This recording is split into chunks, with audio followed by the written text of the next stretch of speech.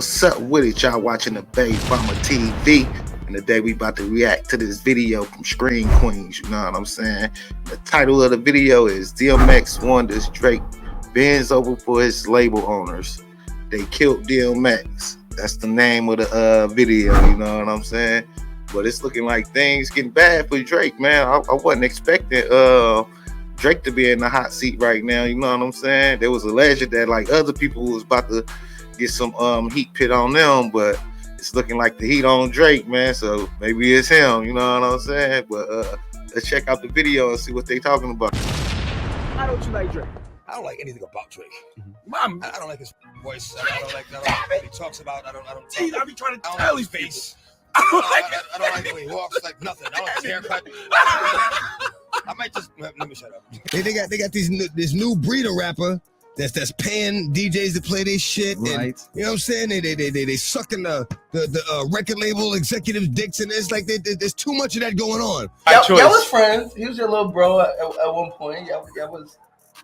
I'm just as far as I seen from the outside looking in. need a massage somewhere on my neck. So y'all did the Hoover concert together. Me and the rest of the world thought y'all were back cool.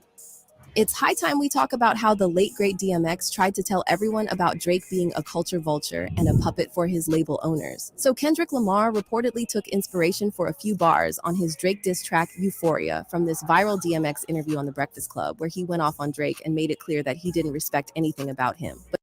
Yeah, I never seen that episode. I never knew DMX didn't like Drake. Yeah, that's pretty new to me. Was y'all aware that DMX didn't like Drake? Let me know in the comments. Let's see, DMX didn't just warn us about Drake. He actually tried to sound the alarm about all these powerful industry figures that are now getting exposed, including Jay-Z, Diddy, as well as their higher-ups, Jay's mentor Leor Cohen, and Diddy's rumored sugar daddy Clive Davis. Fast forward to today, and now Kanye West is out here claiming that Drake also has a sugar daddy, none other than the most powerful man in entertainment, Lucian Grange. Fans are now revisiting old DMX interviews where he discussed Drake, and many are realizing that X was onto something about the inner workings of the industry. But there's more to the story. Some fans are speculating that the major labels may have silenced DMX because he was exposing their secrets and publicly warning up-and-coming artists against signing away their souls to these labels. I ain't gonna lie, seriously. Like I think DMX was like mingling with like the dark side of the industry, you know what I'm saying? And that's probably why he went to like, you know, the more praying route and like all that stuff, because like in like the beginning of a few songs, he was like Illuminati. You know what I'm saying? Like people kind of like overlooked it, but he was saying Illuminati for real. And he said he sold his soul to the devil. So just saying. The game is bullshit, man. The game is bullshit. If you want to rap or sing or whatever, don't become a part of the game. So there's this part on Kendrick Lamar's diss track Euphoria, where he lists all the things he hates about Drake and declares himself Drake's biggest hater. Now, when Euphoria first dropped on April 30th, Drake immediately hopped on Instagram to respond and shared a clip from the 1999 romantic comedy 10 Things I Hate About You. However, fans were quick to correct Drake, pointing out that Kendrick was actually referencing DMX's 2012 interview on The Breakfast Club, where X talked about all the things he hates about Drake. One fan said, Drake just posted this on his IG story, and it's like, of course this is the reference you make, sir, but we're all referencing DMX, pal. Now, before we talk about why DMX hated Drake, keep in mind that X didn't just single out Drake. He often spoke out against the industry as a whole and all the shady practices going on behind the scenes. And X wasn't afraid to name names either. He openly went against powerful industry figures like Diddy and Jay-Z and their even more powerful puppet masters. In one recently resurfaced interview, X seemingly tried to expose Diddy, alleging he was doing some seriously shady stuff with his artists. Well, you know, Locks got signed by that. Even though I bought the Locks Corp out of, you know, they got signed. They were a safer group, you know, pop side of them. And it was a blessing and a curse because they were sure they were happy about getting signed first, and they were on the Benjamins and shit was going. But then he made them jiggy and put them in suits and made them write lyrics for him and took all that publishing. Man, like damn. I'm glad I didn't, you know, like, man. And we went to, like, so as they got signed, D was like, yo, if you like the Locks, Like X is like big dog. Like those are the pups. Like you look. Then, in another interview, DMX spilled how Diddy initially gave him the cold shoulder when it came to a deal at Bad Boy. But when Diddy heard about the offer Def Jam was dangling, suddenly he was all about keeping DMX in the fold. But word on the street is DMX wasn't feeling the vibe with Diddy because he caught wind of some messed up stuff going on behind closed doors at Bad Boy. I told you, like maybe 3 weeks after I got signed to Def Jam. He was like, yo, I'll lace your pockets. I'll double what they gave you and lace your pockets. I'm like, nah, I'm cool. And now let's talk about how DMX also tried to expose Jay-Z for being a snake, despite Jay later trying to twist the narrative after X passed. Shortly after DMX died on April 9th, 20. He had to wait till he passed, you know what I'm saying? That's what people do. That's why Pac was saying they fear me in the physical form, you know what I'm saying? But, you know, that's how they do. When you die, they like try to change your history and stuff like that. But, you know, DMX was like really like, it was really like Pac, Big, DMX, you know what I'm saying? Then they start like pitting Jigga in there, you know what I'm saying? That's kind of, you better think about that. 2021, Jay-Z showed up on LeBron James's show and tried to smooth things over, claiming that despite his competitive history with X, it was all love between them. So there was a competitive thing, but it was big love. He was so competitive with me. I never met a human being more competitive with me, like ever, not even my big brother. But here's the part Jay-Z conveniently left out. According to DMX himself, it was actually Jay who was playing the competitive game. Back in 2004, Jay became the president of Def Jam Records. And according to X, that's when Jay switched up on him. DMX had been holding it down for Def Jam, dropping hit after hit with 5 consecutive #1 albums between 1998 and 2003. But when Jay-Z took the reins, X alleged that Jay tried to throw a wrench in the works when it came to releasing his 6th studio album, Year of the Dog Again. You know, I go to do the 6th album, and you know, Jay-Z somebody became else president. takes over. Yeah. You know, when he first got the job, he hit me with the call like, "Yo, dog, inmates just running the building." Like, "Yo, you good?" Finish the album, shoot the video. What happened? Niggas go on vacation, and you know, we don't know. What you mean you don't know? How do you listen to a whole album, pick a single, shoot a video, then don't know? According to X, this whole mess went down because Jay had a sudden change of heart about retirement and decided he wanted to clear the field of any competition that might be standing in his way. I ain't gonna lie, they do that too. Like you gotta watch who you sign to sometimes too. Like if you're a hot artist, you know what I'm saying? And then you competition, they will get you and put you on the bench just so they can keep doing their thing, and they'll just keep you on hold for real on everything.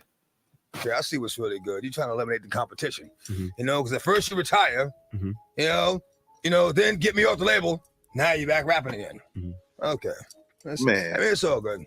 That's all good. That was the moment DMX realized that Jay-Z was ready to step over anyone to serve his own interests, prompting X to say goodbye to Def Jam. But the distrust between DMX and Jay runs deeper, connecting to Jay's associations with some shady characters in the industry. See, DMX was very vocal about the dark side of the music business and publicly claimed that label executives allegedly pressure rappers into doing unsavory acts in exchange for a record deal. They got this new breed of rapper that's paying DJs to play this shit. Right. You know what I'm saying? They sucking the record label executive, and it's like there's too much of that going on.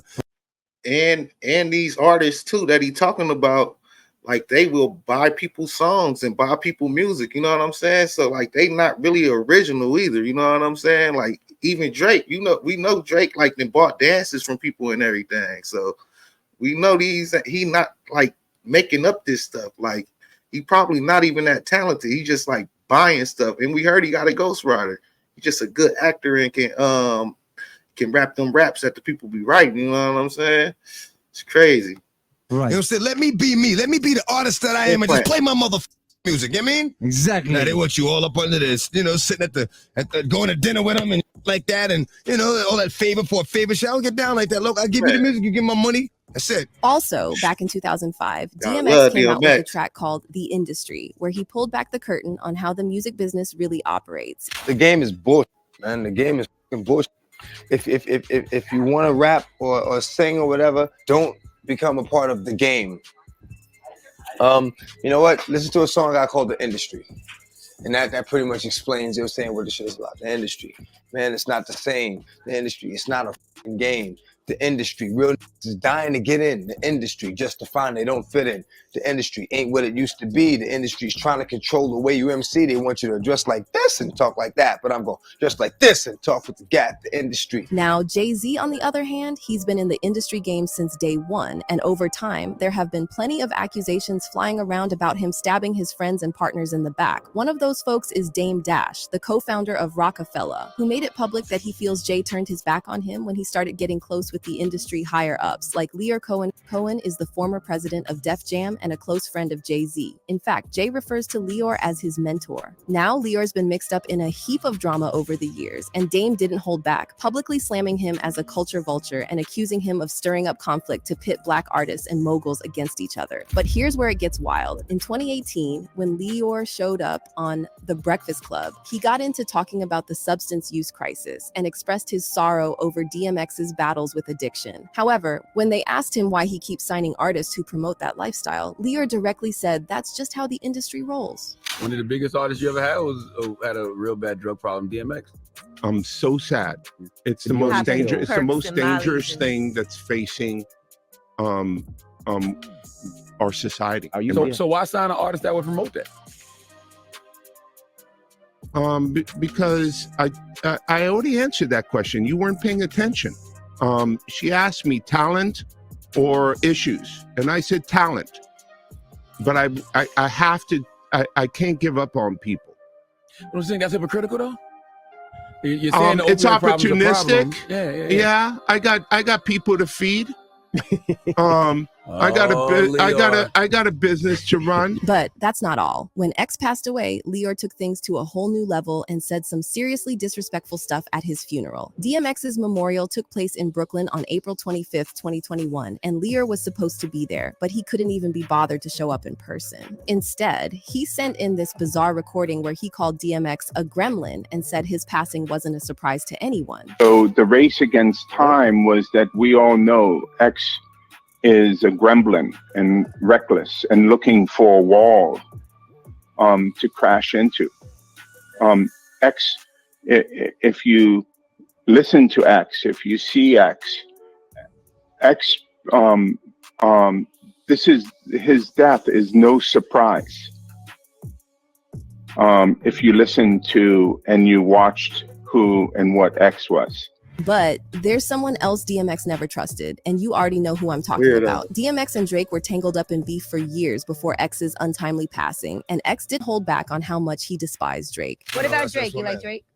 No. My man. He didn't even say a little bit. He didn't even say halfway. That's my guy right there. No. That's why X is necessary in the game right there. Keeping it 100. Like Drake? I don't like anything about Drake.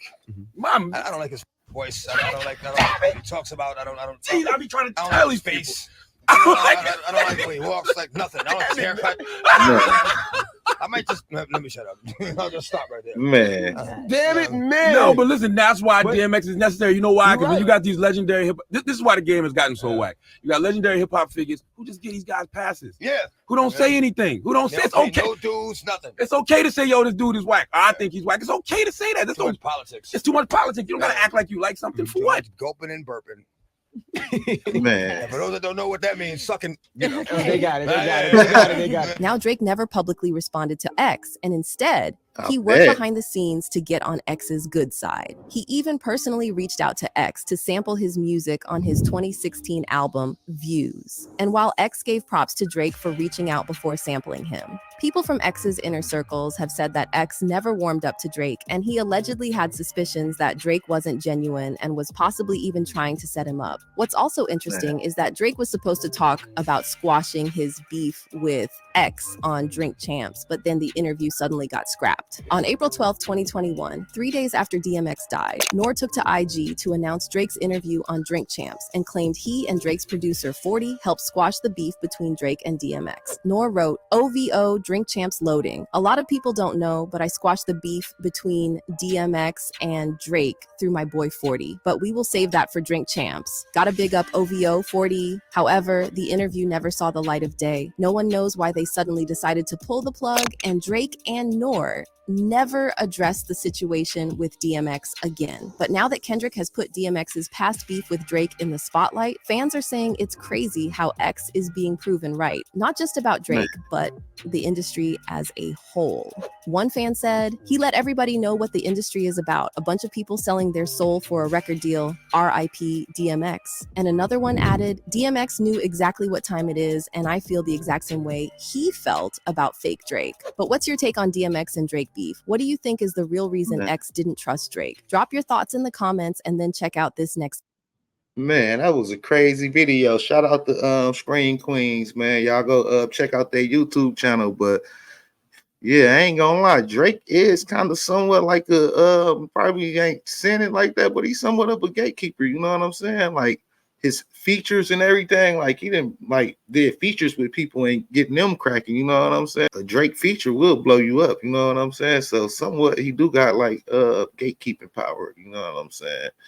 I don't know though, man. What y'all think about that? I didn't expect all this to be going down, and I never knew about Drake and DMX beef. DMX, one of my favorite rappers. You know what I'm saying? R.I.P. to DMX, man.